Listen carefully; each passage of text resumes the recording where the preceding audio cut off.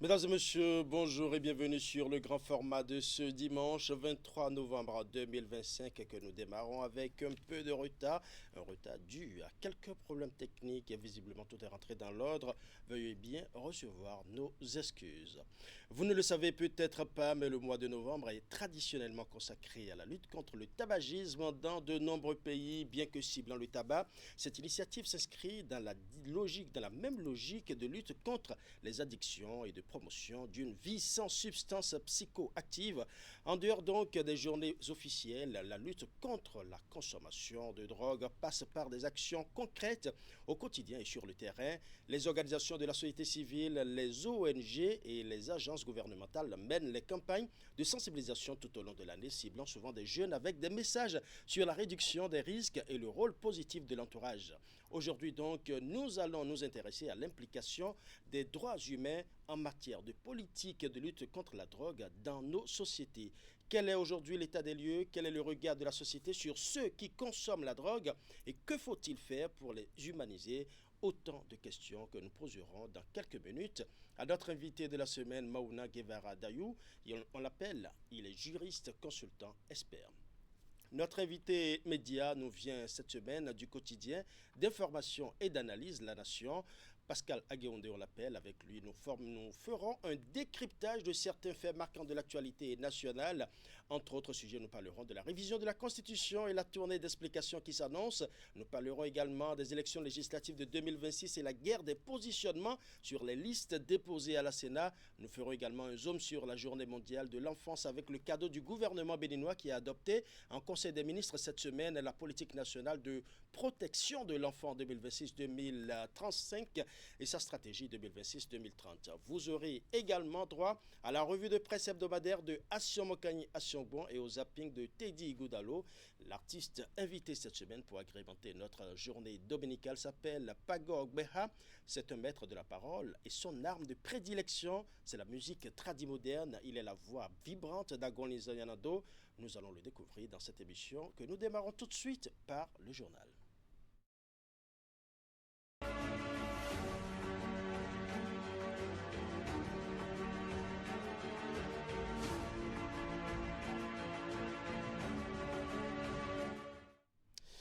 Au sommaire de ce journal, plusieurs malades mentaux en errance et des personnes en situation de mendicité retrouvent soins et accompagnement. C'est à travers un nouveau dispositif baptisé Centre d'assistance psychiatrique et d'accompagnement des personnes en situation de mendicité.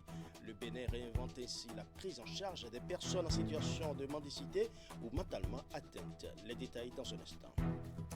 Et pendant ce temps, les meilleurs écoliers au CEP 2025 sont honorés à l'ENI Djougou. La cérémonie de récompense de ces meilleurs apprenants a été l'occasion pour les organisateurs de saluer les efforts des enseignants qui ont œuvré pour l'obtention de ces résultats.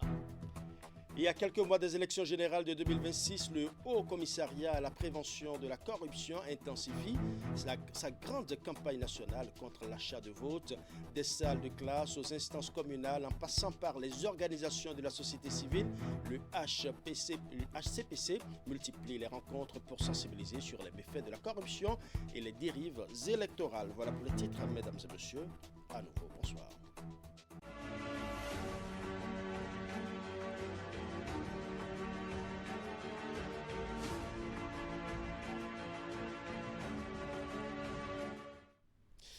Le gouvernement du Bénin enclenche une réponse ambitieuse et profondément humaine face aux vulnérabilités extrêmes. C'est à travers un nouveau dispositif baptisé Centre d'assistance psychiatrique et d'accompagnement des personnes en situation de mendicité CAPAM. À travers ce projet, plusieurs malades mentaux errants et des personnes en situation de mendicité retrouvent soins et accompagnement. Le Bénin réinvente ainsi la prise en charge des personnes en situation de mendicité ou mentalement atteintes. Suivons ce reportage. Elles sont connues pour leur habitude à squatter les grands carrefours des axes routiers à la quête de l'aumône. Désormais, au Centre d'assistance psychiatrique et d'accompagnement des personnes en situation de mendicité, CAPAM de Kouamassé, les personnes atteintes de troubles psychiatriques démarrent une nouvelle vie. Ce que nous faisons, c'est de les amener à comprendre que leur état actuel n'est pas leur état définitif et qu'on peut procéder à une sorte de renaissance. Et la renaissance passe par le rasage. Le rasage de leurs cheveux. Et nous mettons à leur disposition un bain. Ils sont rasés, ils passent au bain. Après avoir été accueillis et mis en confiance au centre. Dans la section du CAPAM dénommée composante mendicité, les personnes recueillies sont initiées aux activités comme le maraîchage, la couture, la coiffure ou encore la sérigraphie. Une façon d'amener ces pensionnaires vers une autonomie progressive dans cette maison de l'espoir. Il ne s'agit pas pour un patient de venir ici et de dire je prends mes médicaments, je mange et je dors. Le processus n'est pas comme ça. D'ici quelques jours, quelques semaines, ces patients vont commencer par participer à des activités occupationnelles, des activités de théâtre, de danse, des activités de musicothérapie, les activités d'art, la peinture, les activités de maraîchage. Et toutes ces activités-là sont combinées pour pouvoir apporter aux patients la guérison dont ils ont besoin. Et au terme de leur guérison, avant même la guérison, des recherches parentales sont entreprises pour voir avec leurs parents, faire des enquêtes sociales approfondies pour comprendre l'histoire et la préparation de la famille à pouvoir accepter le retour de leurs parents. Et quand c'est positif, nous les retournons dans les familles pour une réintégration. Grâce au CAPAM, le Bénin redonne une seconde chance à ceux que l'on croyait perdus pour toujours. Une manière concrète d'affirmer que la dignité humaine est bien plus qu'un simple slogan. C'est le fruit d'une stratégie nationale de prise en charge des personnes en situation de vulnérabilité.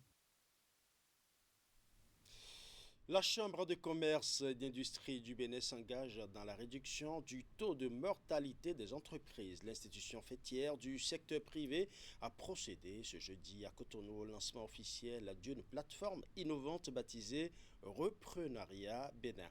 Le but de cette initiative est d'offrir aux entrepreneurs béninois un espace numérique de facilitation et d'accompagnement des cessions et transmissions de leurs entreprises. L'événement s'est déroulé en présence de plusieurs opérateurs économiques et une forte représentation de la couche estudiantine. Nous allons suivre.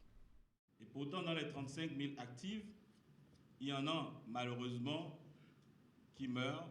Face à cette hémorragie persistante, la Chambre de commerce et d'industrie du Bénin, sur instruction du pouvoir exécutif, déploie son filet protecteur.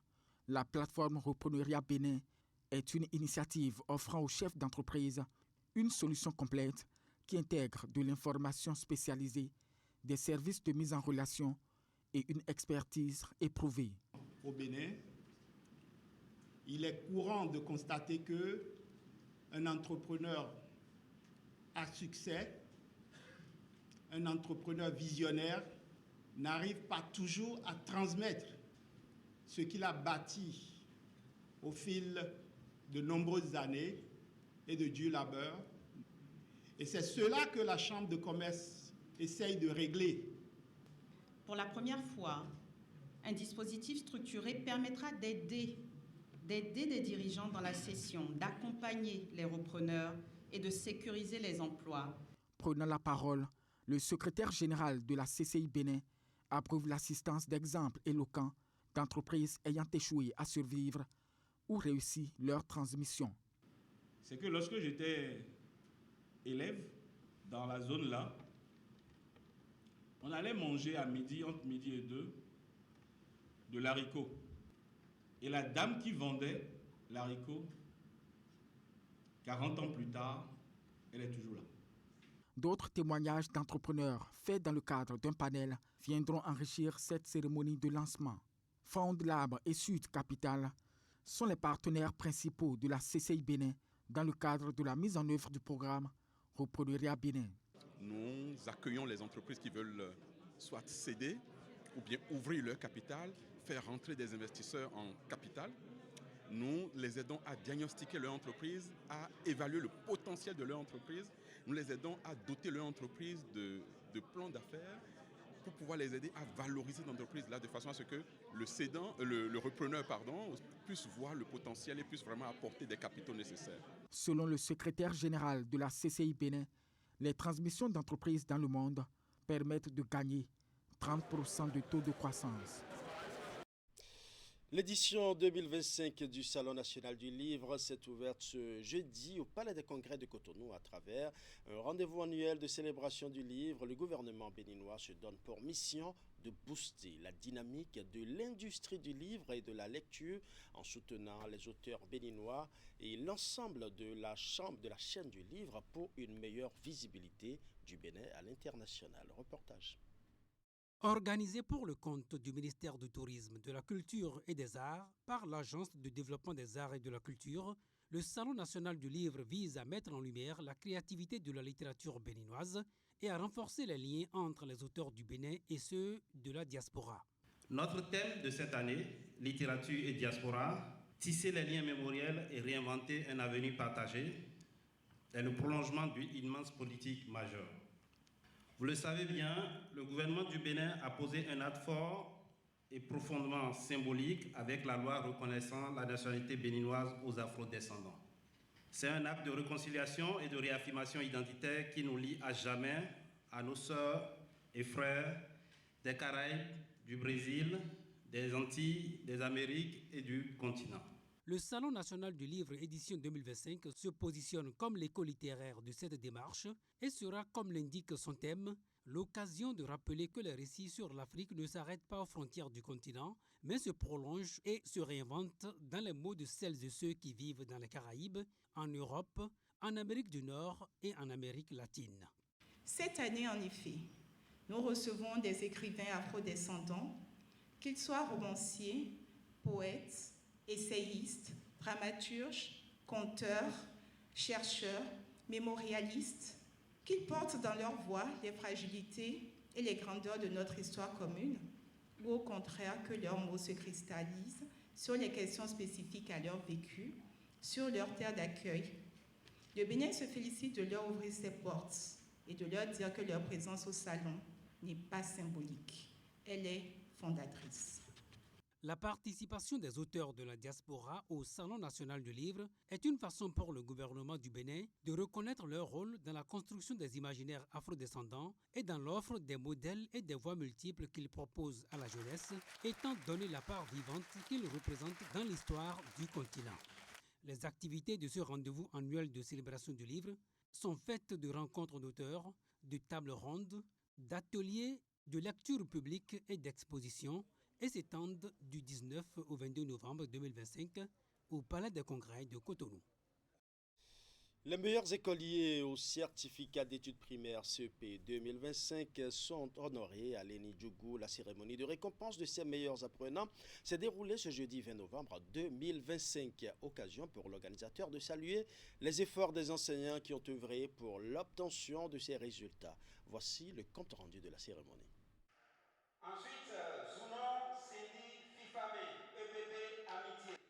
La promotion de l'excellence en milieu scolaire préoccupe le ministre des Enseignements maternels et primaires. À travers cette cérémonie sobre mais empreinte de solennité, il reconnaît et salue les écoliers ayant réalisé des performances remarquables au CEP 2025. Ce jour restera gravé dans nos mémoires. C'est pourquoi nous prions Monsieur le ministre et ses collaborateurs de perpétuer de tels événements pour redorer le blason de l'éducation et de son système dans notre pays. Les résultats élogieux enregistrés témoignent de la détermination du gouvernement qui fait du système éducatif l'une de ses priorités. Notre système éducatif, après des années de balbutiement, est en train de retrouver ses lettres de noblesse grâce à la vision du gouvernement de la rupture. De doter de ce secteur des enseignements maternels et primaires des axes stratégiques ayant facilité l'accès, la rétention et la qualité de l'offre éducative. Le département de la Donga, hôte de l'événement, affiche 95,20% de réussite au CEP 2025. Suite à ces résultats de mon département, Je décerne une fois encore un satisfecit à tous les enseignants à divers niveaux. À vous, mes chers lauréats et lauréates, je vous exhorte toujours au travail bien fait. Sachez donc que vous êtes en train de vous préparer pour un avenir meilleur. Des tableaux d'honneur et des lettres de félicitations sont remis aux enseignants les plus méritants. Nous réaffirmons notre engagement à œuvrer avec loyauté et dévouement pour la réussite de chaque enfant. Les lauréats, désormais entrés dans la caste des excellents, proviennent du Borgou, de la Libori, de la Takora et de la Donga. Parlons à présent de l'atelier de formation des enseignants sur l'éducation à la santé sexuelle et sur la clarification des valeurs. L'activité est l'une des nombreuses initiatives retenues dans le cadre de la mise en œuvre du projet Ma Santé, Mes Droits de plan international Bénin. Plusieurs communications ont meublé ces échanges organisés au profit des enseignants du secondaire. Imet Hélène Amosso pour les détails. Encore une de la série programmée, la formation est organisée au profit d'environ 150 enseignants des sciences de la vie et de la terre ainsi que du français. Prévue pour se dérouler en 2 phases, cette session de renforcement de capacité s'inscrit dans le cadre de l'exécution du projet Ma Santé, Mes Droits. C'est une initiative portée par Plan International Bénin à travers l'aide d'influence et de mise en œuvre des programmes d'adjoint. Le renforcement des outils, la formation des enseignants dans les cycles secondaires et dans les cycles primaires et la conduite des sessions en utilisant les curriculums qui ont été développés par le gouvernement font partie de la première intervention de notre projet. Et donc, pour nous, il était extrêmement important d'être là pour cette activité qui va se tenir à la fois ici à Keto et à Dangbo. Cette initiative contribue à renforcer une éducation complète à la sexualité, non pas pour encourager des comportements à risque, mais pour fournir aux jeunes des connaissances fiables, des compétences de vie et un esprit de responsabilité. Au cœur des échanges, la thématique de l'éducation à la santé sexuelle. L'idée est d'outiller les participants à accompagner les jeunes en situation de classe en vue d'un changement de comportement. Une fois que les concepts ESS sont infusés dans les guides, vous devez pouvoir maîtriser les aspects infusés et les mettre véritablement en pratique dans vos situations de classe. Donc, le présent renforcement de capacité vous permettra de mieux assimiler les aspects infusés et comment les mettre en œuvre dans vos salles de classe. Chers participants, le ministère des enseignements secondaires techniques et de la formation professionnelle a compris que la seule stratégie qui a une portée sur le plan pédagogique et didactique et qui va nous permettre de pérenniser ce que nous sommes en train de faire, c'est cette infusion, c'est cette façon aussi de vous rassembler et de vous donner le noyau dur concernant cette thématique et vous faire donc des ambassadeurs de nos plus petites cellules pédagogique. L'activité est organisée en collaboration avec le ministère des enseignements secondaires, techniques et de la formation professionnelle. Pendant plusieurs jours, ces enseignants ont été entretenus par des formateurs recommandés par l'Institut national d'ingénierie de formation et de renforcement des capacités, INIFR-CF. À quelques mois des élections générales de 2026, le Haut Commissariat à la prévention de la corruption intensifie sa grande campagne nationale contre l'achat de votes. Dans le Borgou et particulièrement à Parakou, le message est clair, vendre ton vote, c'est vendre ton avenir. Des salles de classe aux instances communales en passant par les organisations de la société civile, le HCPC multiplie les rencontres pour sensibiliser élèves, enseignants, femmes, jeunes, artisans, leaders religieux et élus locaux sur les méfaits de la corruption et les dérives électorales. Reportage. C'est à travers ce slogan que les personnes ciblées dans le cadre de cette tournée de sensibilisation du Haut Commissariat à la prévention de la corruption se sont engagées à dire non à la corruption et les fraudes électorales. Vendre ton vote, c'est vendre ton avenir. C'est le thème central autour duquel le HCPC compte arriver à son objectif, celui de protéger l'intégrité du processus électoral en cours. Nous avons dit aux participants que lors des élections, de focaliser, n'est-ce pas, leurs actions sur beaucoup plus les projets de société, au lieu d'accepter les achats de conscience que les hommes politiques viennent leur miroiter. Parce que c'est des projets, c'est à partir des projets de société que la base peut comprendre ce que l'élu ou le candidat pense réellement faire pour cette communauté, ce village, cette commune. Dans les écoles, mais aussi dans la salle de réunion de la mairie de Parakou, le discours est d'abord tourné vers les méfaits de la corruption en général, mais aussi sur les fraudes électorales en période électorale de façon particulière. Apprenants, enseignants, société civile, femmes jeunes, artisans, leaders religieux et élus communaux, tous ont été mobilisés pour comprendre les risques et s'engager contre les dérives électorales. Après cette sensibilisation-là, les enfants eux-mêmes, ils ont dit beaucoup de choses par rapport à la corruption, entre eux-mêmes, les tricheries, ils ont parlé aussi des valeurs morales. Je pense bien que ça va beaucoup corriger à la base, chez les enfants et chez nous aussi. En tant que chef quartier, d'abord, nous allons emboîter le pas au niveau de la base. Il faut sensibiliser parce que c'est un mal qui est en train d'arriérer la communauté. Les leaders doivent relayer, n'est-ce pas, les informations à la base, c'est-à-dire aller voir leurs mandants pour continuer, n'est-ce pas, la sensibilisation. De l'école aux instances communales en passant par la société civile, le Haut Commissariat à la prévention de la corruption veut bâtir un rempart citoyen contre l'achat de votes. À Parakou, la dynamique est lancée. Reste maintenant à l'ensemble de Borgo de suivre le mouvement pour que les élections de 2026 soient l'un des moments les plus transparents de la vie démocratique du pays.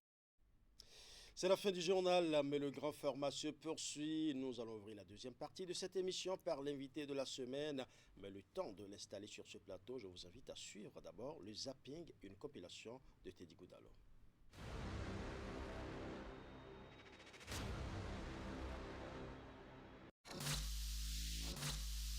Vous auriez souhaité, vous, que nous soyons en campagne permanente, que nous soyons en bavardage permanent. Ce que vous faites depuis ce temps-là, c'est du bavardage, à votre avis? Certains travaillaient, mais d'autres bavardaient. Pendant toute la journée, et pendant que nous étions dans des travaux, même en commission, je ne sais pas ce qui se passait à Porte-Nouveau, il y avait dans la journée, toute la journée, des coupures de temps en temps. Et même, il y avait l'honorable Ouassangari qui, avant de prendre la parole au moment des débats, disait « Je prie Dieu que la lumière, enfin que l'énergie ne se coupe pas. » Pendant qu'il y avait eu cette coupure légère, beaucoup en même temps ont allumé, les portables, les smartphones portent aujourd'hui des lampes, plusieurs ont allumé leurs lampes, et c'est en quelques secondes qu'il y a eu retard. Alors, qu'est-ce qu'on aurait pu faire en cette période? On va voler comment? S'il y a irrégularité, ils vont se taire? Non, ils ne vont pas se taire. Jusqu'à ce qu'on commence à décompter. On décompte jusqu'à la fin, et c'est à la fin qu'on dit nous avons volé. Nous avons volé quoi?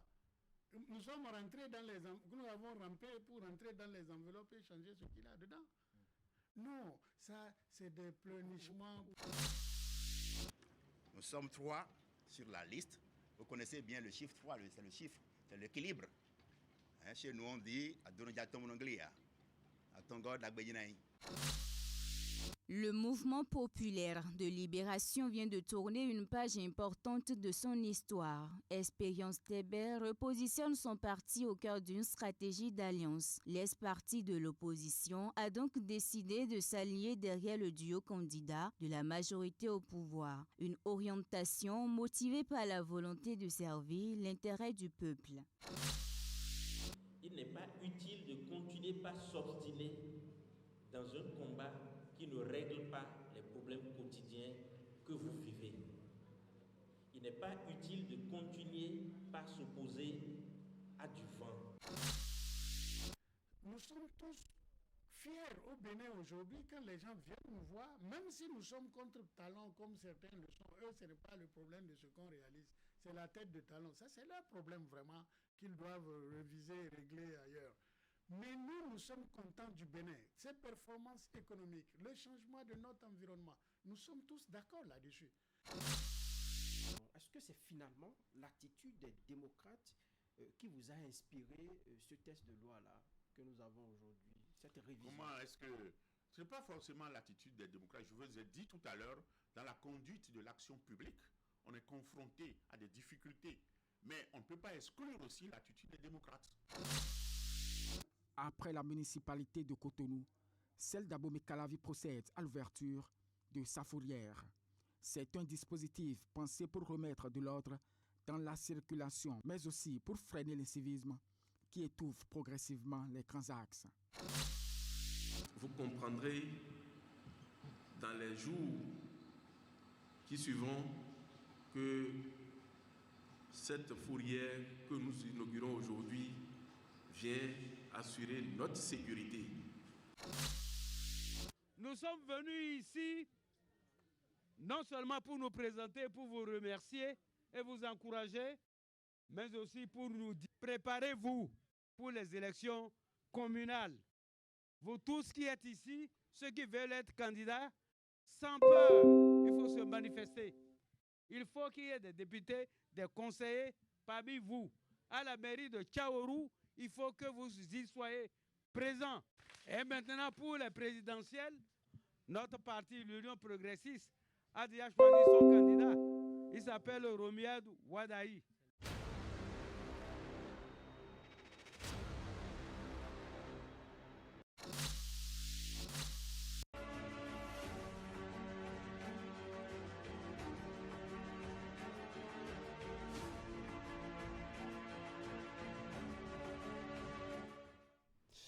Il est déjà confortablement installé notre invité de la semaine, Maouna Guevara Dayou. Bonjour. Bonjour, Monsieur Gaba. Avec vous, nous allons beaucoup plus nous intéresser à l'implication des droits humains en matière de politique de lutte contre la drogue dans nos sociétés. Et comme vous le savez d'ailleurs, déjà le mois de novembre est traditionnellement consacré à la lutte contre le tabagisme dans de nombreux pays. Bien que ciblant le tabac, cette initiative s'inscrit dans la même logique de lutte contre les addictions et de promotion d'une vie sans substances psychoactives. En dehors donc des journées officielles que vous connaissez, la lutte s'intensifie sur le terrain, au quotidien. Dites-nous, les organisations non gouvernementales, les ONG, la société civile, les agences gouvernementales mènent des campagnes sur le terrain. Quel est aujourd'hui l'état des lieux quand on parle de la politique justement de lutte contre la drogue? Alors, quand on parle de politique de lutte contre la drogue, il y a beaucoup de phénomènes et beaucoup d'actions qui sont menées. Mais le constat est que les actions qui sont menées sont beaucoup plus répressives à l'endroit des personnes, qu'elles soient usagères de drogue et qu'elles soient productrices ou commerçantes de drogue. Mais il faut vous dire que de plus en plus, la dynamique au niveau international, et notamment à travers le système des Nations Unies, est qu'il faut avoir maintenant un regard beaucoup plus humain et un regard beaucoup plus digne et promouvoir la dignité à l'endroit des personnes qui sont usagères de drogue. Ouais, mais quel est aujourd'hui le regard de la société sur ceux-là qui consomment la drogue? C'est vrai que là, vous parlez de regard humain, mais quel est ce regard-là? Parce qu'on a dans la société ceux-là qui consomment la drogue et ceux qui n'en consomment pas, ceux qui luttent contre la drogue et ceux qui aussi font sa commercialisation. Donc, c'est tout un mélange. Mais quel est ce regard de la société aujourd'hui vis-à-vis de ceux-là qui consomment la drogue? Oui, le regard que la société a aujourd'hui vis-à-vis des personnes qui consomment la drogue est justement ce regard de personnes qu'il faut écarter de la société. C'est des personnes qui ne sont pas forcément comprises et la société ne fournit forcément pas parfois des efforts pour comprendre ce qui peut justifier cet état des choses. Ce qui fait que ces personnes sont souvent mises de côté, sont stigmatisées, sont vues comme des personnes, des parias vis-à-vis de la société et que la société ne devrait pas au fait se rapprocher ou ne devrait pas au fait s'intéresser à leurs problèmes. Alors qu'il y a des dispositifs ou des mécanismes qui peuvent permettre au fait de réhabiliter ces différentes personnes-là vis-à-vis de la société et de leur permettre de vivre pleinement et dignement leur vie. Oui, est-ce que ce n'est pas parce qu'on la considère un peu comme entre griffes des plaies de la société et ces personnes ne devraient pas servir d'exemple? Parce que ce n'est pas à cause de cela qu'on a ce regard un peu déshumanisant des personnes qui consomment la drogue. Oui, bon, est-ce qu'on va dire que... Non, c'est un peu ambigu et c'est un peu... Il faut avoir un regard un peu plus mitigé. Parce que parfois, ce n'est pas de la faute des agents qui doivent exécuter, par exemple, les différentes politiques publiques à l'endroit des personnes usagères de drogue. Parce que vous n'êtes pas sans savoir que les dispositions réglementaires, notamment dans la majorité de nos pays africains, sont très répressifs vis-à-vis des personnes, qu'elles soient usagères de drogue ou qu'elles soient consommatrices ou qu'elles soient productrices. Ouais. Du coup, on entend souvent à travers certains éléments de la télé qu'on a fait une descente, on a opéré une descente dans un endroit où on en commercialise, où on en vend. Et quand ils opèrent la descente et qu'on embarque, on ne fait pas la différence entre la personne qui est usagère ou celle qui est en train de commercialiser ou produire. Et généralement, c'est que ces différentes personnes qui ont été embarquées dans ce genre d'opération subissent le coup de la loi au même titre et au même degré de gravité. Donc du coup, c'est vraiment très difficile au fait pour ces personnes-là d'être vues autre qu'à travers un regard beaucoup plus humain. Oui. Et comme je l'ai dit, beaucoup plus du regard humain, mais que faut-il faire alors aujourd'hui pour les humaniser?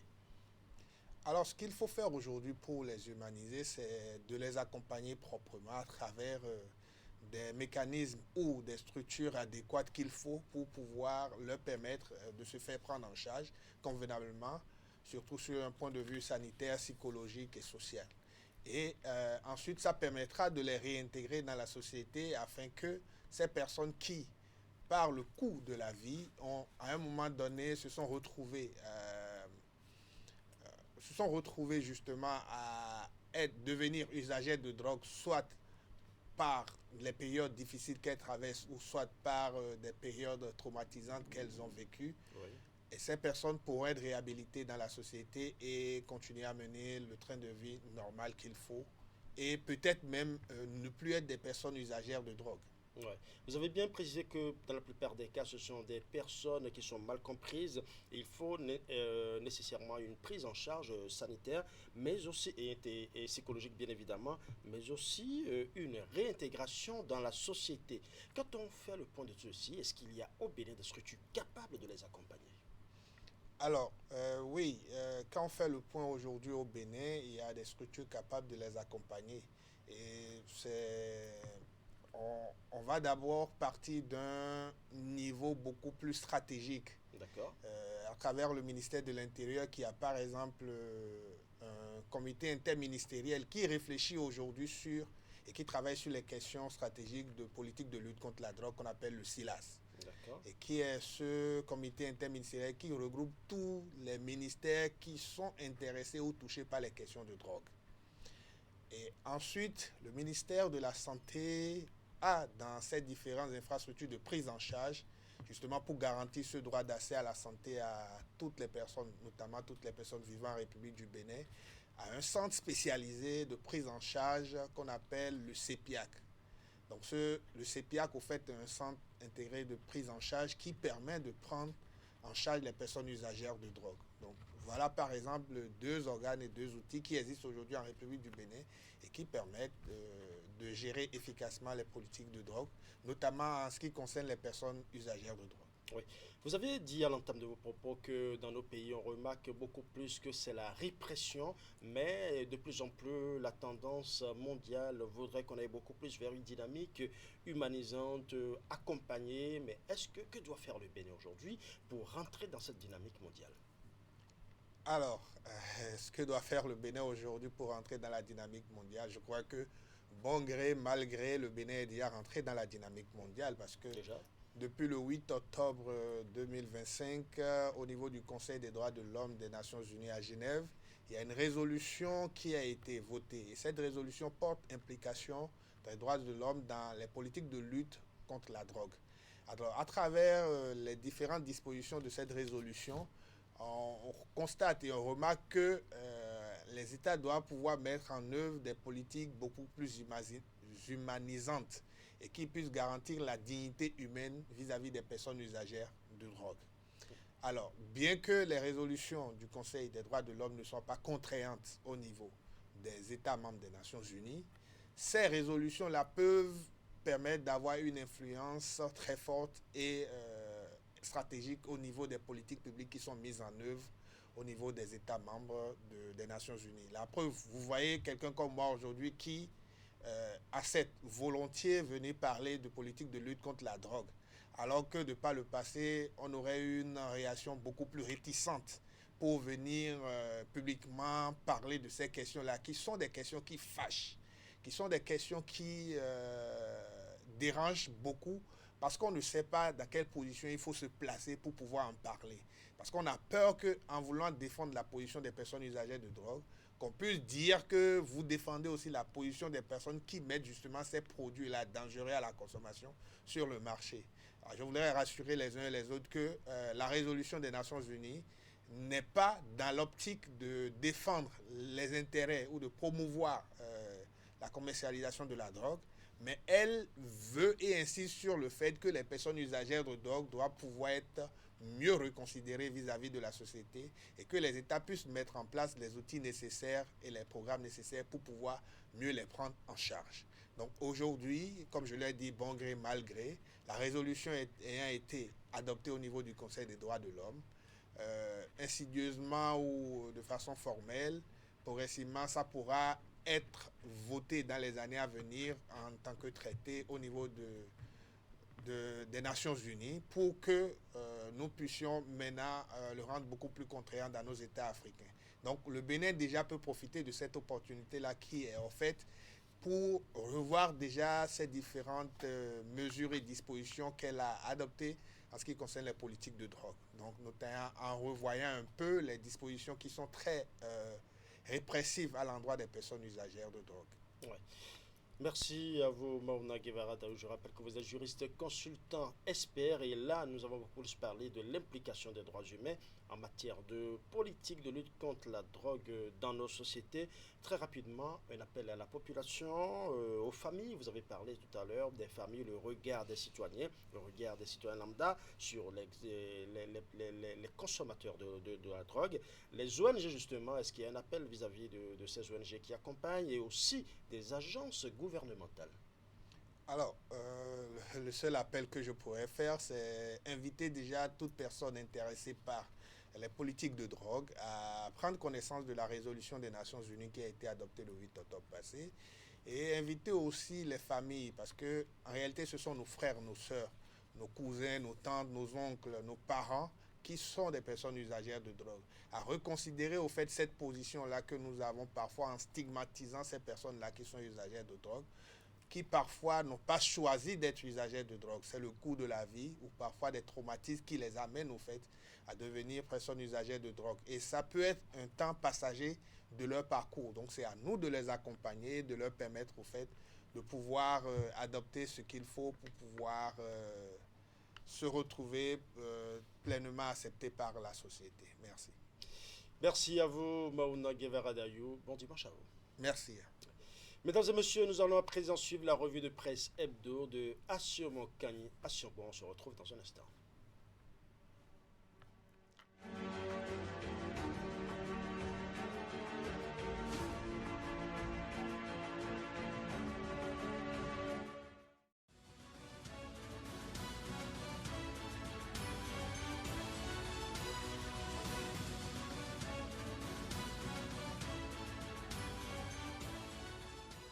À toutes et à tous, bonjour, c'est la revue de presse hebdomadaire. Dans sa parution de vendredi, Fraternité informait que quelques heures après le dépôt des dossiers de candidature, les blocs de la mouvance présidentielle dévoilent déjà leurs chevaux partants pour les législatives de 2026. À l'UPR, plusieurs ténors mènent la charge. Le président du parti, Joseph Diogbenou, dans la 23e, Edmond Gouart dans la 10e, Louis Vlavonou dans la 21e, le ministre Jean-Michel Abimbola dans la 22e. Du côté du bloc républicain, le parti aligne également de grosses figures. Le ministre et président du parti Abdoulaye Biotchane dans la 13e, Hassan Seibou dans la 14e, tandis que 5 femmes conduisent les listes dans certaines circonscriptions. Le leader du jour renchérissait et pointait que Joseph Diogbenou, premier titulaire dans la 23e, Louis Gbéounou Vlavonou dans la 21e, Akhenatonde, premier titulaire dans la 24e, Matrokbo et le douanier Alekpe Ranwou en tête de peloton dans la 16e circonscription électorale. Orden Aladati quitte sa traditionnelle 16e pour la 6e circonscription électorale. Plus de 50% de candidats de moins de 50 ans sont en liste. Rajeunissement, sanctions ou promesses, s'interrogeait la presse du jour, qui estimait qu'officiellement c'est pour rajeunir la composition de la prochaine mandature de l'Assemblée nationale seulement à voir les différents candidats retenus par ces deux partis politiques, la raison ne se justifie pas. Ou alors, la règle ne s'est pas appliquée à tout le monde dans ce sens que plusieurs candidats en lice sont plus âgés que ceux qui ont été mis à l'écart. Mieux, plusieurs d'entre eux cumulent déjà plusieurs mandatures à leur compte. Et tôt en début de semaine, Fraternité annonçait que les députés à l'Assemblée nationale 9e législature ont adopté vendredi par 90 voix pour, 19 contre et 0 abstention la loi numéro 2025-20 du 14 novembre 2025 portant modification de la loi numéro 90-32 du 11 décembre 1990 portant constitution de la République du Bénin révisée par la loi numéro 2019-40 du 7 novembre 2019, initiée par le député Hassan Seibou, président du groupe parlementaire Bloc républicain, et son collègue Akhenatonde, président du groupe parlementaire Union progressiste Le Renouveau. La proposition de loi, objet de cette révision, a été soumise à la plénière pour sa recevabilité conformément aux dispositions de l'article 154 de la Constitution. La Nation indiquait que le test, au nombre de ces innovations, crée le Sénat et fait passer désormais tous les mandats électifs, c'est-à-dire les mandats du président de la République, des députés à l'Assemblée nationale et des conseillers municipaux et communaux de 5 à 7 ans, tandis que le mandat du président de la République est renouvelable une fois. Les mandats des deux autres catégories d'acteurs politiques sont renouvelables autant de fois. Mieux, tout député ou élu communal ou municipal qui démissionne du parti sous la bannière de laquelle il a été élu perd son siège.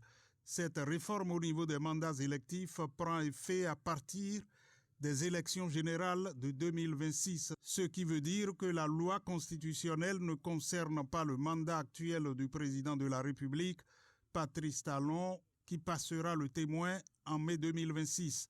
Le test constitutionnel adopté n'a pas d'effet également pour le processus électoral en cours. Le challenge fait observer qu'outre cette innovation majeure, le Parlement exerce au terme des dispositions de l'article 79 modifié le pouvoir législatif et contrôle l'action du gouvernement. Il est composé de deux assemblées, à savoir l'Assemblée nationale et le Sénat. Ce Sénat, dont les membres sont appelés des sénateurs, régule au terme des dispositions de l'article 113 alinéa 1 la vie politique pour la sauvegarde et le renforcement des acquis de l'unité nationale, du développement de la nation, de la défense du territoire, de la sécurité publique, de la démocratie et de la paix. Présidentielle de 2026, place au challenge. Les duos Wadani Talata et Hunkpe Huanou ont reçu leur récépissé définitif. Placard des fraternités qui renseignait que les candidatures définitivement validées sont celles du duo soutenu par la mouvance présidentielle, Wadani Talata, et du duo Hunkpe Huanou investi par l'opposition. La vice-présidente Mariam Tchabi Talata a réceptionné le document au nom de son duo, tandis que Paul Hunkpe et Judicaël Huanou représentaient l'opposition. Dans son intervention, Sakalafi est revenu sur les étapes ayant conduit à la validation, examen des dossiers, vérification du bulletin numéro 2 du casier judiciaire et analyse des rapports médicaux des candidats. Et puis, la Nation rapportait que l'Assemblée nationale entre de plein pied dans l'étude du projet de loi de finances pour la gestion 2026. Le premier acte y afférent a été posé le jeudi par le ministère de l'Économie et des Finances. Il s'agit de la présentation des grands axes du projet de budget gestion 2026. L'exercice donne le top de l'étude du volumineux document budgétaire par les députés de la commission budgétaire du Parlement. Fraternité rapportait qu'à Belém, ville brésilienne où se tient la 30e conférence des Nations Unies sur les changements climatiques, le Bénin déterminé à contribuer activement aux efforts a fait entendre sa voix. Le ministre béninois du cadre de vie et des transports, chargé du développement durable, José Tonato, représentant le Bénin à cet événement mondial, a passé un message clair, empreint d'assurance et de fermeté devant les délégués des 193 pays réunis à la COP 30. Le ministre béninois José Tonato a, lors de son intervention, rappelé que les impacts du changement climatique ne sont plus une projection théorique, mais une réalité quotidienne, en particulier pour les pays africains. Ainsi, selon lui, la lutte contre le réchauffement climatique ne peut plus se contenter de déclarations. Elle doit désormais, convainc-il, se traduire par des actes immédiats, solidaires et mesurables. Dans la suite, la nation soulignait qu'en 2026, le gouvernement a prévu quelques priorités sectorielles. Il s'agit entre autres de la mise à disposition des élèves, des manuels et cahiers d'activités, la construction d'infrastructures scolaires, la prise en charge d'enfants déscolarisés et non scolarisés, la couverture intégrale de la prise en charge des frais d'écolage des enfants à la maternelle et au primaire et des filles des séries scientifiques dans les lycées, la poursuite de la mesure de gratuité des frais de scolarité des filles au secondaire. Dans sa publication de lundi, le confrère de la matinée écrivait que SWAG accueille des sommités du journalisme africain. La célébration des 50 ans de la SWAG prend une dimension particulière avec la présence de Félix Souné-Pépéripe qui a reçu un trophée dans un continent où la mémoire professionnelle est souvent fragile et où les pionniers sont trop vite oubliés. Voir un journaliste béninois honoré sur une scène internationale constitue un signe fort. Le 50e SWAG Awards a célébré 5 décennies d'excellence sportive au Ghana et a honoré les meilleurs athlètes, équipes et personnalités sportives du pays. Le président du Ghana, John Dramani Mahama, empêché à la dernière minute, y a dépêché la vice-présidente, professeur Jane Nana. Fin de la revue de presse hebdomadaire. Merci de l'avoir suivi.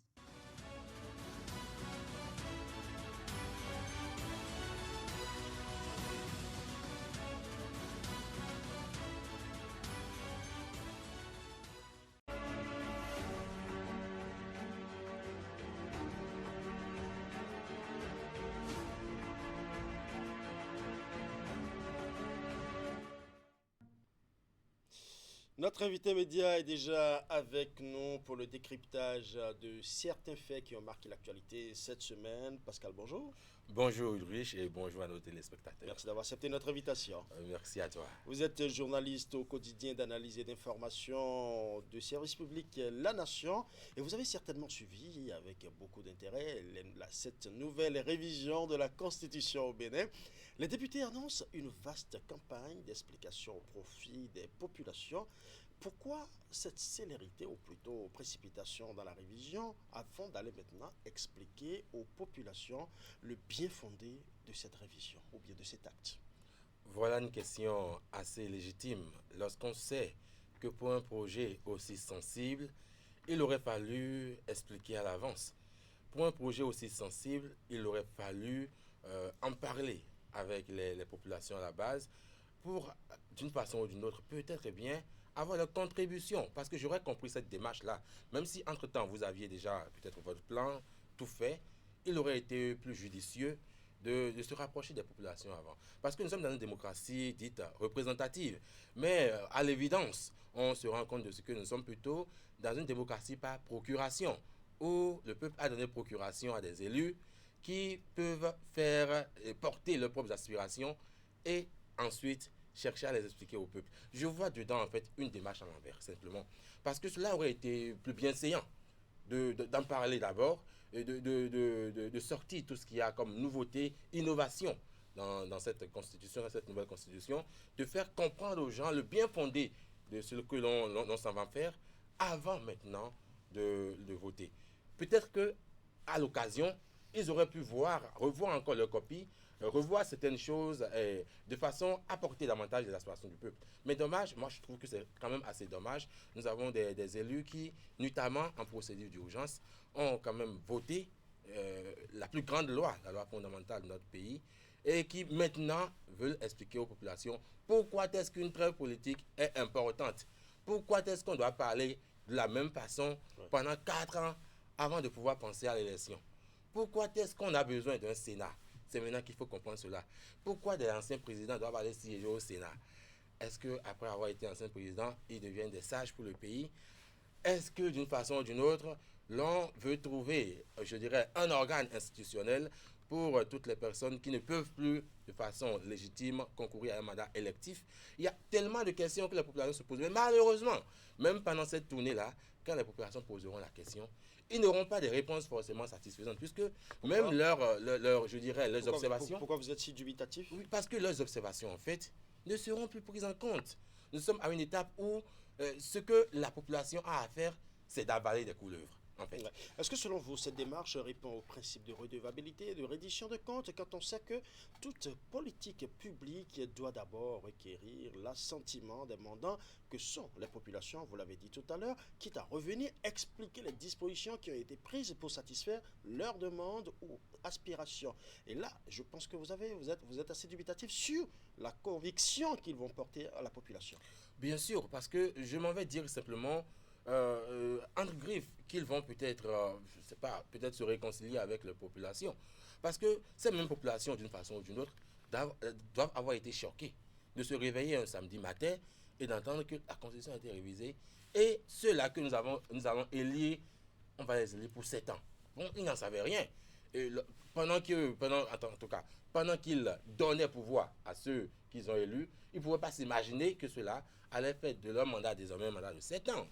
Donc, pour une question aussi importante, il aurait fallu quand même, d'une façon ou d'une autre, consulter la base. Il aurait fallu, même lorsqu'on veut le faire, je dirais, pour rester simplement dans les règles de l'art, il aurait fallu quand même le faire. Parce qu'à l'occasion, on aurait pu attendre des sons de cloche, des avis, des critiques, ou bien même peut-être des assentiments qui auraient pu permettre d'améliorer le projet. Aussi la contribution. C'est ça. Je pense que d'une façon ou d'une autre, la balle revient un peu comme à l'envers et qu'il aurait fallu taper la balle du bon côté pour que aujourd'hui nous ayons peut-être un projet qui soit un peu plus digeste, que les populations puissent se retrouver un peu plus dans ce que les députés ont proposé. Et n'oublions pas, les députés, ils ont été mandatés. Il ne faut jamais oublier cela. Ils ont été mandatés par le peuple. Et ils sont des porteurs de voix. Ils viennent porter les aspirations du peuple. Mais tout ce qu'ils font à travers les lois, c'est pour porter les aspirations du peuple. Et même parfois, le peuple même ne comprend pas forcément tout ce que les députés font. Mais eux, en tant que députés, en tant que personnalité publique, porteurs de l'idéologie, d'une certaine, vertu, ils doivent savoir que d'une façon ou d'une autre, à travers leurs décisions, ils emportent tout le peuple avec eux. Et qu'il faut d'une façon ou d'une autre correspondre un peu aux aspirations du peuple, considérer le peuple à sa juste valeur. Imaginez quelqu'un à qui vous avez remis peut-être, vous avez confié une gestion et qui s'en va faire, je dirais, à sa guise, mais après l'avoir fait, vous revenez maintenant pour chercher à vous expliquer pourquoi est-ce qu'il a eu à faire tel ou tel. Ce sera un peu plus difficile à comprendre. Alors que la démarche contraire aurait été meilleure parce qu'au moins on se serait parlé, on aurait apporté d'une autre.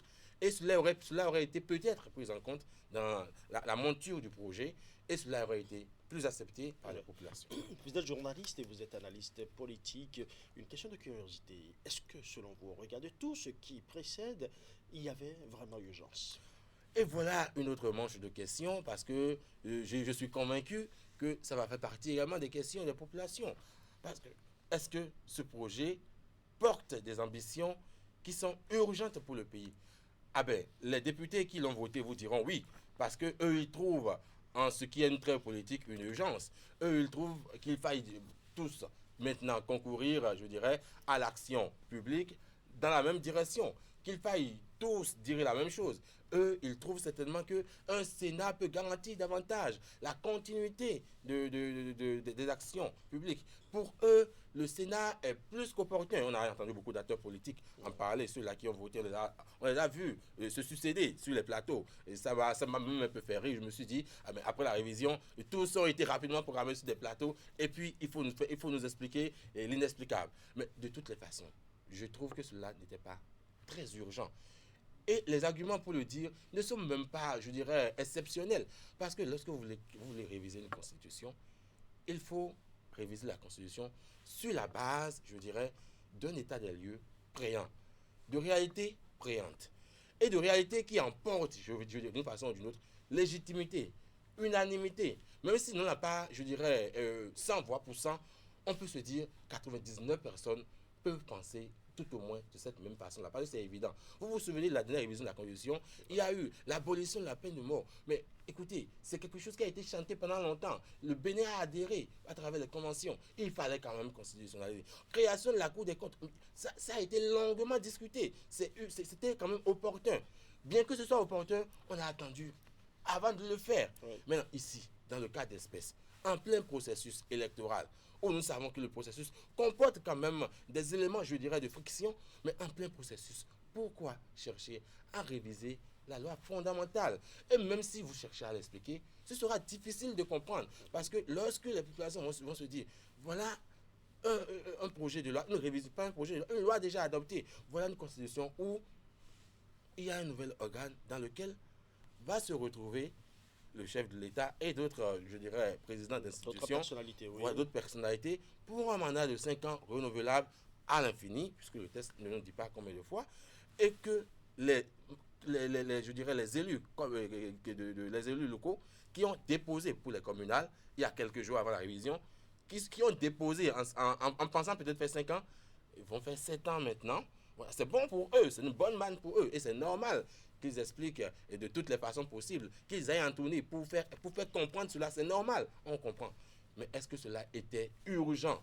Est-ce qu'il ne fallait pas laisser simplement la nouvelle mandature de l'Assemblée nationale penser à cette affaire? On aurait pu jeter le projet, jeter l'idée, et laisser quand même le temps de faire mûrir les choses, d'améliorer le projet, afin que la nouvelle mandature puisse enfin voter. De toute façon, la tournée d'explication aura lieu et certainement qu'il y aura beaucoup de questions et certainement aussi que les députés pourront donner plus de précision et plus d'explications. Le deuxième sujet, nous allons du côté de la Sénat. 6 partis politiques ont déposé leur liste de candidatures pour les législatives, bien évidemment.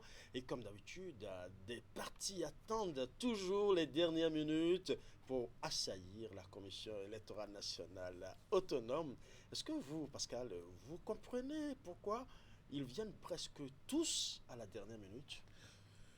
Grande question. On dirait que c'est une tradition ou c'est pas. Ça vient tout naturellement.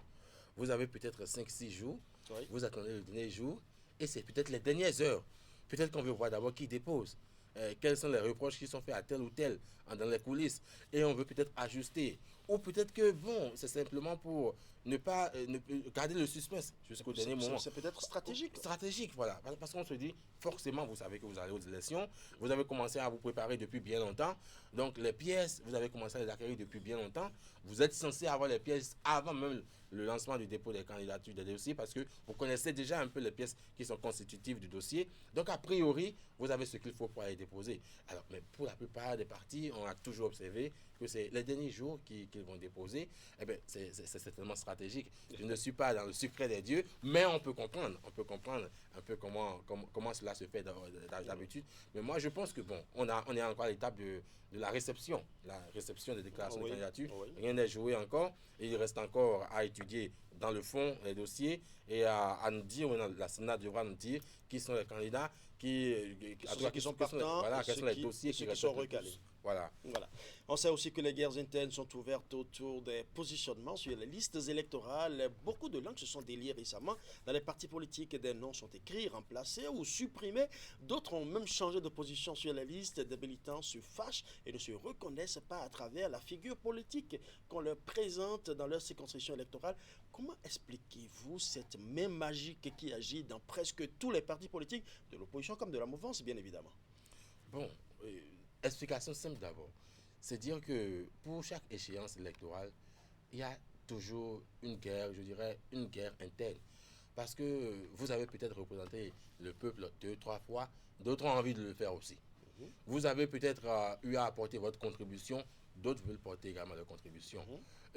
Ma foi, on le sait, ce n'est pas un secret, c'est un secret de polichinelle. Vous avez peut-être eu le temps de faire bombance un peu, d'autres veulent faire bombance aussi. Voilà, donc il y a toutes ces questions qui ont cours actuellement. Et lorsque vous savez que vous êtes parti pour un mandat de 7 ans, davantage maintenant, et que c'est renouvelable à l'infini, la lutte devient encore plus corsée parce que vous voulez préserver vos intérêts. Mais entre-temps, on n'est pas aussi dupe, on sait très bien que d'une façon ou d'une autre, à travers les élections, c'est aussi la cour des remerciements, c'est aussi l'instance des remerciements, c'est aussi le moment quand même de remercier tel ou tel, de le porter la couronne pour avoir peut-être soutenu telle ou telle ambition.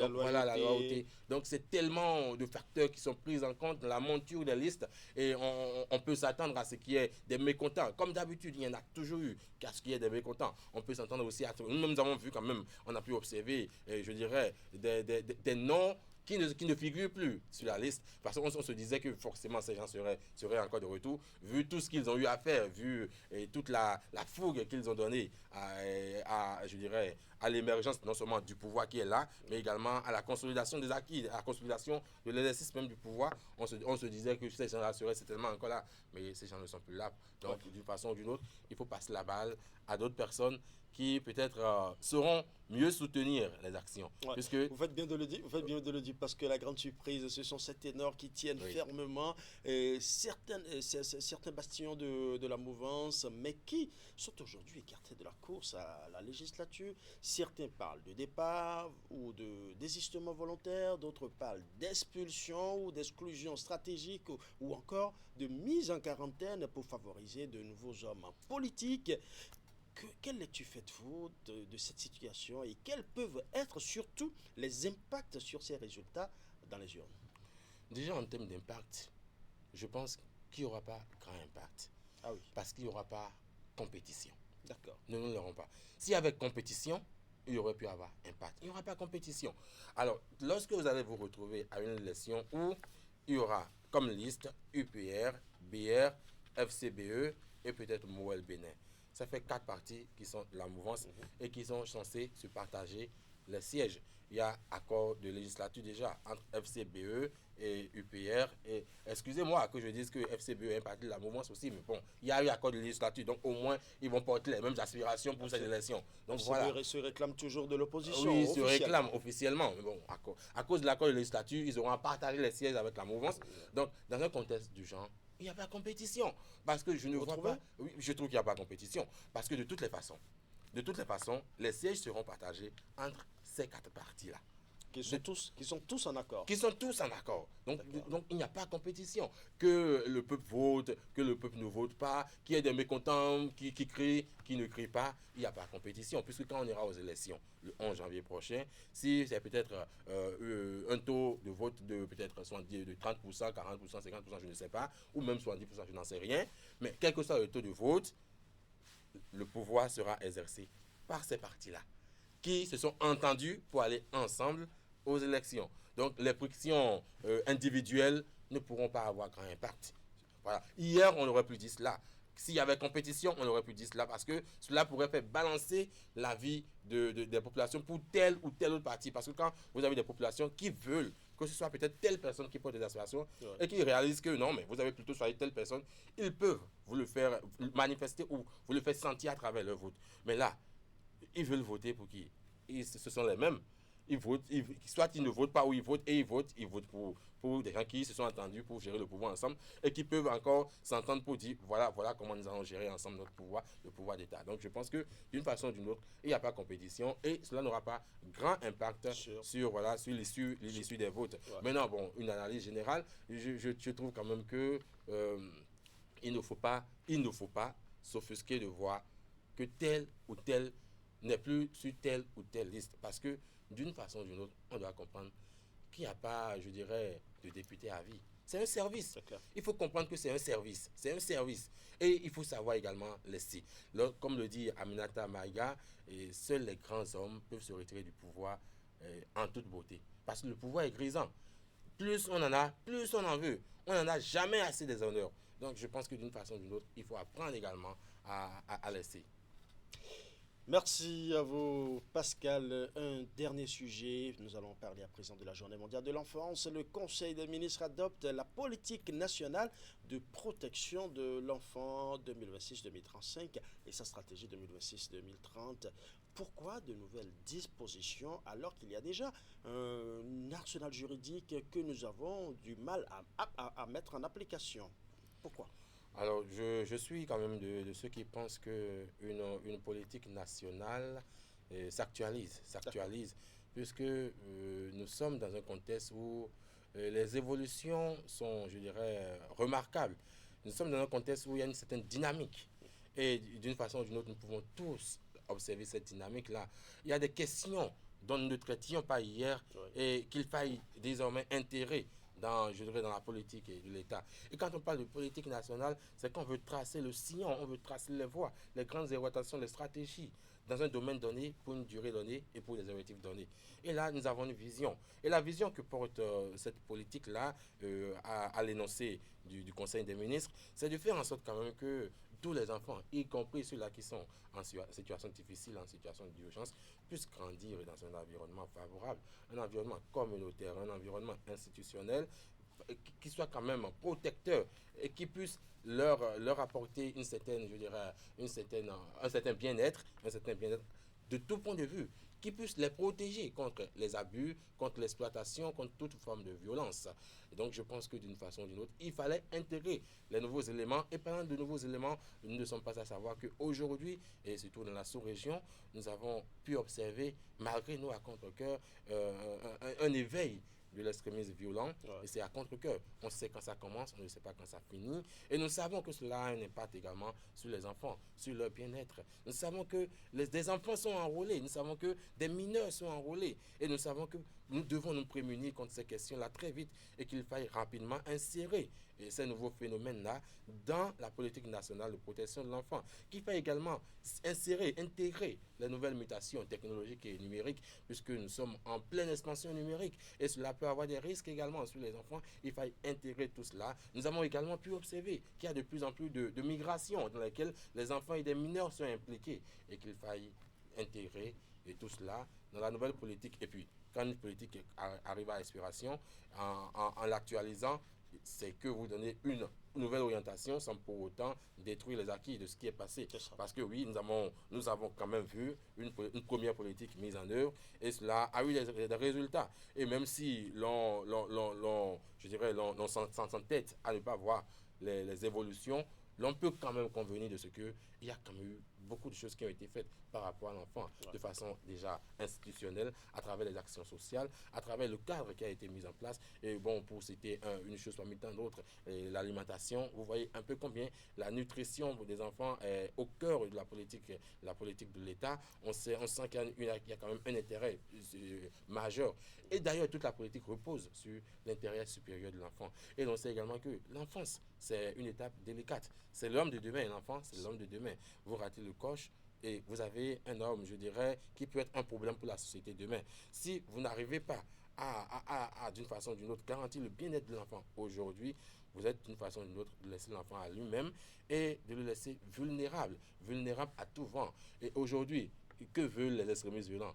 Que des enfants qui sont fragiles, des enfants qui peut-être dont on ne s'occupe pas assez, des enfants à qui ils peuvent dire, tiens, ce pain, et viens détruire ta famille.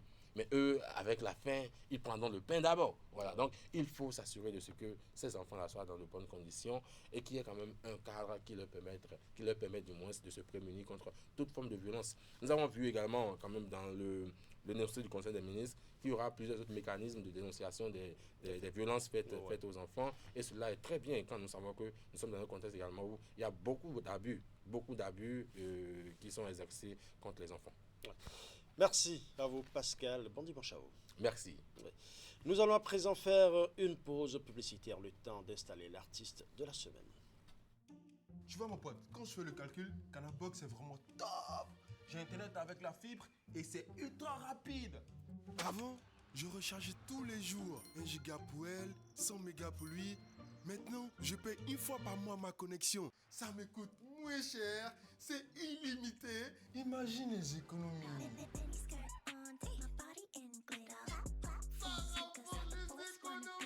En ce moment, les frais d'installation sont en promotion. Rendez-vous en boutique Canal+, ou contactez votre vendeur Canal Box. En novembre, seulement sur Canal+. On vient de signer Michael Jordan.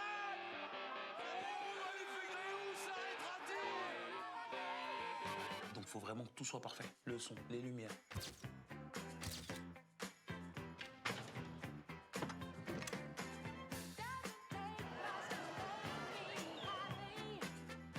Cinéma, sport, séries et grands spectacles, les cadeaux sont déjà là. Jusqu'au 30 novembre, le décodeur HD est à 5 000 francs pour 2 mois d'abonnement à la Formule Access. En plus, l'installation est offerte. Et si vous vous réabonnez à votre formule habituelle, profitez de 15 jours à toutes les chaînes ainsi qu'à l'option DSTV English+.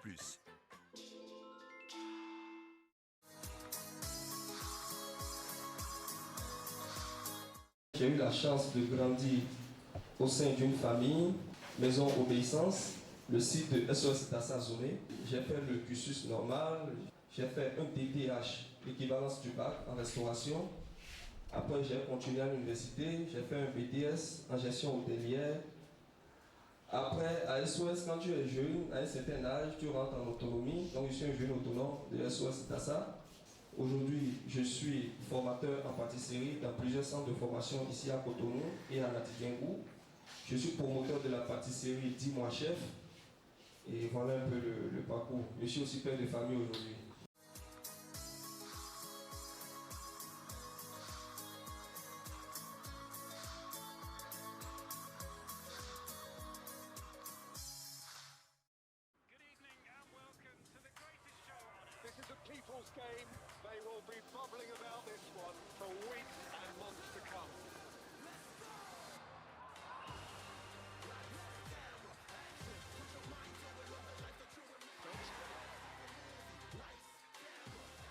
En ce moment, profitez pendant 15 jours des chaînes Super Sport de l'option DSTV English+, en vous réabonnant à votre formule et vivez une expérience sport sans limite.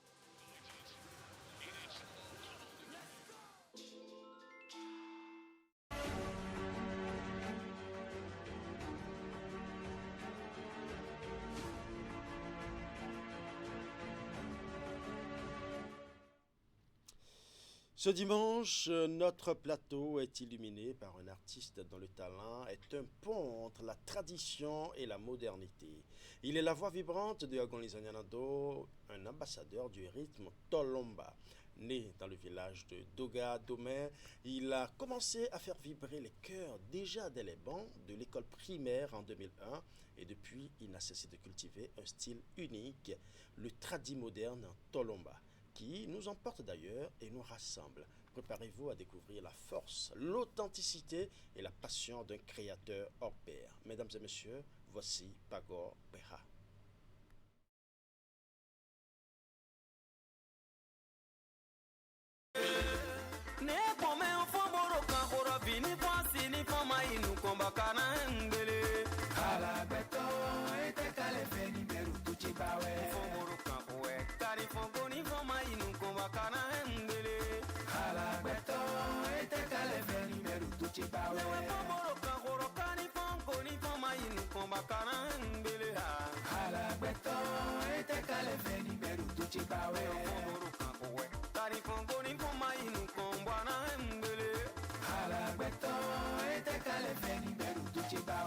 Mon papa son job dit Saint-Mathieu. Lino Diffusion, le vestimentologue en série. Aubin à Bunker, Monsieur Jocelyn et Camien, ONG et Kamas. When un fond bonolo karoeo, chokotoche minozun, de un fond bazore makoleo, akoito buche we minozun, ene un vedo mamba nundi lubua. Docteur Guy Woku, nikone we un vedo mamba nundi lubua. Le maître habitat, mette kale venue banaje uchinu, male male o makotum, asi.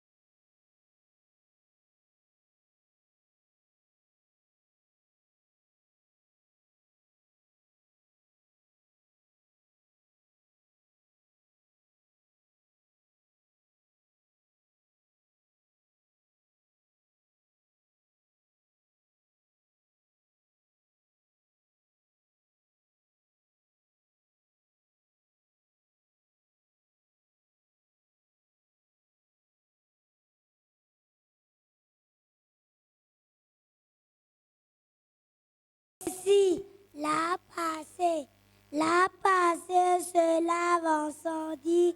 J'étais petit, mais à présent. Masano no zonu mi o sheri mbawe po ninu kunkwikwi ọkàn sínú pagọ́nù bẹ́yẹ ìmẹ̀dídọ́ wọ̀nyí ló dàkídé akíní elóde nìkanu mọ̀kọ́ nnàmọ́ wébò nàkọ́ ha èló dàkídé akíní elóde nìkanu mọ̀kọ́ nnàmọ́ wébò nàkọ́ ha bọ̀gbẹ́ kabolo dọ̀kúnà fíye mamọ̀ wé dá síyẹ̀sín. Wọ́n ọ̀pẹ̀nà ẹ̀ta sòdè jakulu nùgbẹ́ kabolo dọ̀kúnà fíye mamọ̀ wé dá síyẹ̀sín. Wọ́n ọ̀pẹ̀nà ẹ̀ta sòdè jayọ̀ ìmọ̀kún tó wéjò lómìdín. Masánà náà zọ̀nù mi yóò ṣe rí nbà wépo nínú kún pípé ọkàn sínú gbẹ́ránà bẹ́yẹ àhó. Àyà ìmọ̀kún tó wéjò lómìdín. Masánà náà zọ̀nù mi yóò ṣe rí nbà wépo nínú kún pípé ọkàn gbẹ́ránà bẹ́yẹ.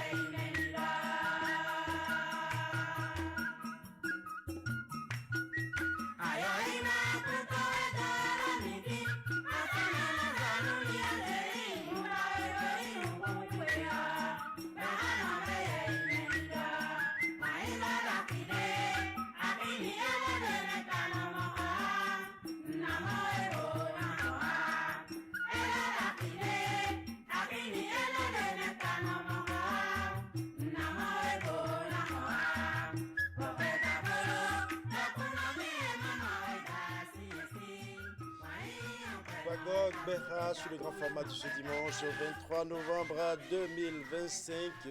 Il a 3 personnes qui l'ont véritablement inspiré.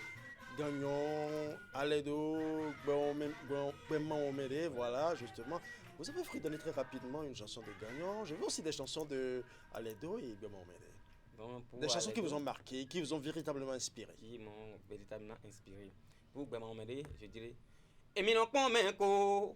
Nke a o le agun do mi no pon me ko amamono ko tole mi ve man ko meze sewo nu yonu me de ne wa dokun ton kon du jo apeto e kan mi han ni lo ya ho che kan we ha oni un pono ma do ya me ni ya na ti ko nu mi ni una yi mo dokun jije me de ton bo dokin ti no ro ya me wo supo ne ma ba gbe tapo ne ya ji gbe odin. Ça, c'est pour Gbeman Omede. Oui, très rapidement, une traduction pour ceux qui ne comprennent pas mal. Une traduction, ceux qui se contentent aujourd'hui de notre misère, donc à savoir qu'on ne va pas végéter dans la misère. C'est quelque chose comme ce que Papa Gagnon a dit, mais autrement. Et quand on vous voit aujourd'hui, vous n'avez rien aujourd'hui, les gens vont commencer par vous rigoler.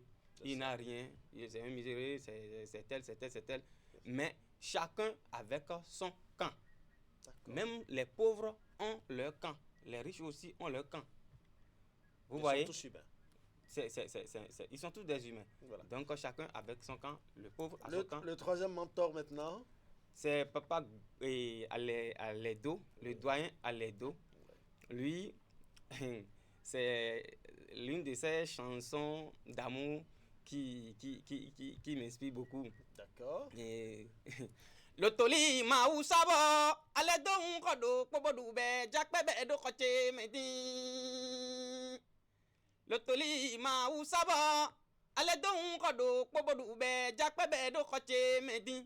Famille classée, fille de famille classée, bokansi na le don yi mo dankpetore, bo me bolo demande di fioton, taton kamlion wewe imbo, so men be jakpe be chiron, bo da fio be do koche medin. So menu be chakpede betirong ni do ndo ye igbe no senu mion yena khosi kanka na kotwe kanda gbe ye yin kotwe sikalo ye yin kotwe lobo na kwa avion na sieno lobo kho bateau ni bo peche lobo na tun sigbo che bona no denji gbadanu leteli ma usabo ale don kodo pobodu be jakpebe do koche medin. Promesse d'amour, hein? Oui, promesse d'amour, il a promis à la fille si elle accepte sa demande, elle va lui acheter des colliers et des colliers d'or. Il va acheter, du moins s'il va acheter un avion à sa belle-mère, il va acheter un bateau à son beau-père. C'est ce que lui-même va le déjà, construire. c'est ce que lui-même déjà n'a pas sa voiture en ce moment. Voilà. Mais dites-moi, juste pour rigoler bien évidemment, quels sont, quand on vous regarde aujourd'hui, c'est vrai qu'il y a des mots forts, des leçons de morale et la promotion des valeurs africaines.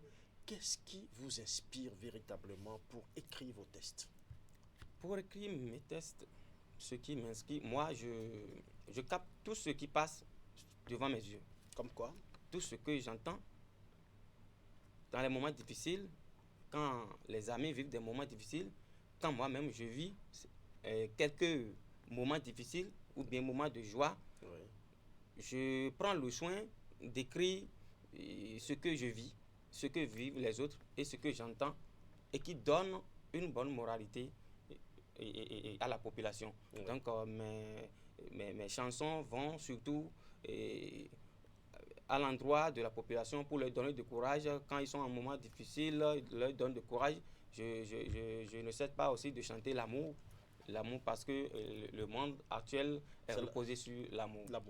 Votre rythme est un pont entre la musique traditionnelle et celle moderne. Pouvez-vous nous parler un peu de ce rythme? Vous parlez beaucoup plus du tolomba, je crois. Oui, le tolomba, vous venez de jouer une vidéo, un clip vidéo d'amour. Et vous allez entendre le toba, déjà c'est le toba j'ai fait. Le toba, c'est un rythme mari. Un rythme mari et que joue le doyen Ezi Gagnon et chez papa à l'Edo. Vous voyez, ce clip-là et ce rythme-là a été modernisé aussi, un peu modernisé par les artistes d'aujourd'hui et qui en font bon usage. Mais moi, j'ai pris le toba là que j'ai mélangé avec le lomba. Le lomba qui est originaire d'Agoni. Le lomba, c'est papa Berman Omede que père à son âme, il ne vit plus, mais il y a son fils Dedomé qui est là que je salue au passage. C'est lui qui fait le lomba. Je suis de la région Agoni, donc je veux faire la promotion de ce rythme-là à ma manière. À ma manière. C'est pourquoi j'ai pris le toba que je jouais et j'ai fusionné avec le lomba. C'est ça qui fait le tolomba. Maintenant, vous allez entendre quelques instruments de la musique moderne dedans. Donc, c'est un rythme tradit moderne, tolomba. C'est vrai, vous avez parlé des instruments. Quels sont souvent les instruments traditionnels que vous utilisez dans vos chansons? Les instruments traditionnels que j'utilise souvent dans mes chansons, la première chose là, c'est le gong. Le premier instrument, c'est le gong. Parce que quel que soit ce qu'on dit, c'est le gong qui nous accompagne. Si tu sors de la cadence du gong, ça veut dire que tu as échoué dans ta chanson. Donc c'est le gong. Et après, les autres instruments peuvent suivre comme les tam-tams, les castagnettes et autres. Donc c'est le gong. Dites-nous quel message important voulez-vous transmettre à vos publics aujourd'hui, parce qu'il y a beaucoup de personnes qui vous suivent en ce moment. Comme message que je veux transmettre au public, c'est de me soutenir, de soutenir mes œuvres, et de soutenir mes œuvres. Et c'est tout ce que je veux leur dire à travers mon message, puisque à un moment donné, vous allez voir, depuis 2001 jusqu'à aujourd'hui, vous n'allez pas voir beaucoup de clips sur mes chaînes.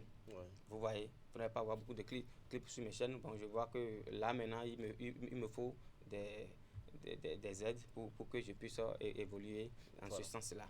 Et encore, l'autre message que je veux porter à la connaissance du public, de ceux qui me suivent, c'est pour mon concert.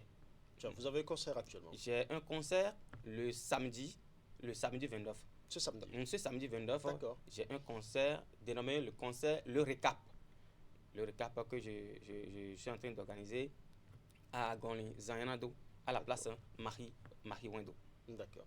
Nous allons rapidement suivre un autre clip avant de revenir sur vos projets à court et à moyen terme. Virojo ma verko adivi fun lagba ma verko Virojo ma verko ni kone ma jolo mi ma jene ma seche ma jolo na inubano wezo ma jolo bona di fo Virojo ma verko adivi fun lagba ma verko ni kone ma jolo mi ma jene ma se ma jolo na inubano wezo ma jolo bona di fo ajano no je ma jolo na imenya wezo ma jolo bona di fo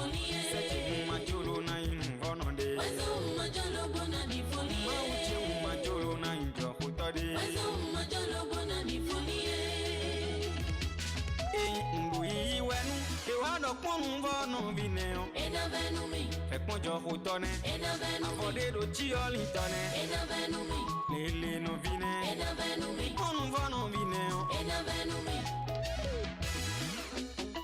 Clé du sol Momo Frida DG Deu Malé Gilbert Papa Yahweh Kalavi Grando Mole No bato bache ni plami maye angelita Tolomba ni do bejewe Asanko gampole ni mandi fonli o Mvono Me ma jolo na wanu de weno jehineo Mvono joko to wasaba Akoyito weno jehineo Kadumo Sonsun akotono le no chame.